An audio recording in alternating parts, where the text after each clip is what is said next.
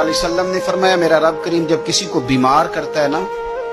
تو پھر اللہ فرشتوں کو بھیجتا ہے، فرماتا جب پتہ کر کے آؤ کسی سے میری شکایت تو نہیں کر رہا۔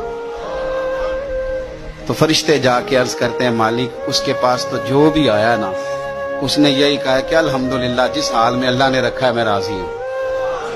اس نے تیری شکایت نہیں کی، اس نے تیری رضا پہ اس بیماری کو تیری طرف سے آزمائش سمجھ کے قبول کیا۔ میرے نبی کریم علیہ السلام فرمانے لگے، رب فرماتا ہے فرشتوں گواہ ہو جاؤ، اگر میں اسے اس بیماری سے شفا دوں گا تو جو اس کے پاس خون ہے اس سے بہتر خون اسے عطا کروں گا، اور جو اس کے پاس گوشت ہے اس سے بہتر اسے گوشت عطا کروں گا، اور اگر میں اسے اس بیماری میں وفات دوں گا تو پھر میں اسے جنت عطا کروں گا۔ اگر شفا دوں گا تو بہترین شفا دوں گا، اور اگر وفات دوں گا تو پھر جنت دوں گا۔ جب آپ حوصلے کے ساتھ چیزوں کو قبول کرتے، جب آپ کی طبیعت کے اندر صبر چھلکتا